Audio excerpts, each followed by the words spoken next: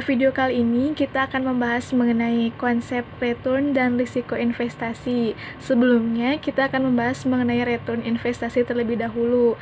Nah, apa sih yang disebut dengan return investasi? Return investasi merupakan kinerja finansial investasi pada suatu aset.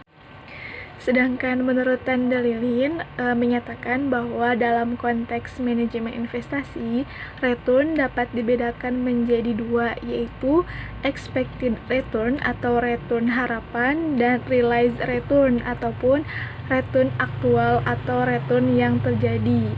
Nah, return harapan merupakan tingkat return yang diantisipasi investor di masa yang akan datang, sedangkan return aktual merupakan tingkat return yang telah diperoleh pada masa lalu ketika investor menginvestasikan dananya. Nah, ada kalanya terjadi perbedaan antara return yang diharapkan dengan return aktual, maka perbedaan inilah yang merupakan resiko yang harus dipertimbangkan oleh investor. Return sendiri dapat dihitung dalam dua bentuk, yaitu dalam bentuk rupiah ataupun dolar dan dalam bentuk persen. Yang selanjutnya ada risiko investasi. Nah, risiko sendiri adalah bentuk keadaan ketidakpastian tentang suatu keadaan yang akan terjadi di masa yang akan datang sebagai akibat dari keputusan investasi yang diambil berdasarkan berbagai pertimbangan pada saat ini. Dalam konteks manajemen investasi, risiko merupakan penyimpangan ataupun perbedaan antara return yang diharapkan dengan return yang benar-benar diterima oleh investor ataupun return aktual. Kenyataannya yang ternyata tidak sesuai dengan apa yang diharapkan. Risiko merupakan sebuah konsekuensi yang sangat tidak menguntungkan dari sebuah investasi. Risiko investasi bisa menjadi sebuah kerugian. Semua instrumen investasi pasti memiliki risiko, baik itu risiko kecil ataupun risiko besar.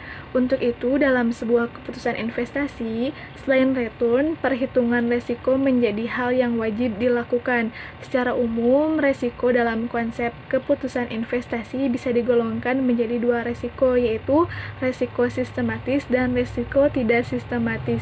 Resiko sistematis sendiri adalah resiko yang bersifat makro, berhubungan dengan perubahan-perubahan yang terjadi secara keseluruhan di pasar secara umum, memberikan dampak di hampir seluruh perusahaan yang ada di pasar.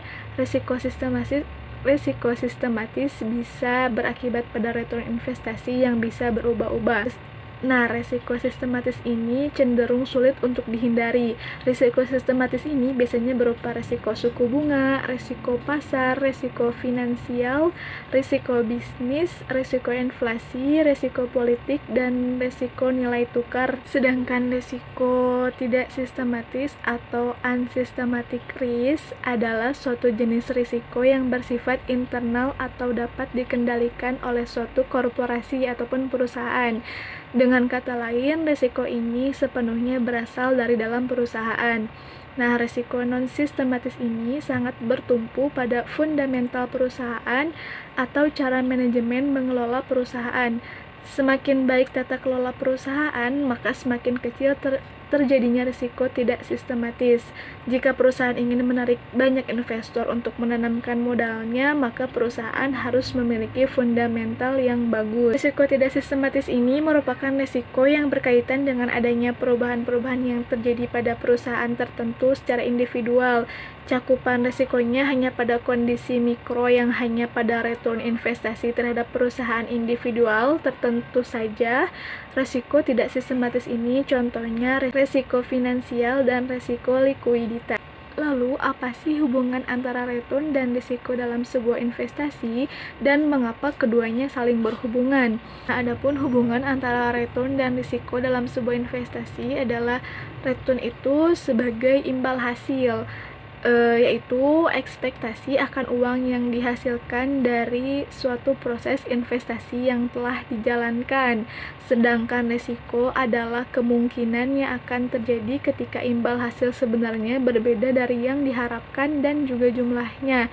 Dengan kata lain, risiko adalah jumlah volatilitas yang terkait pada sebuah investasi.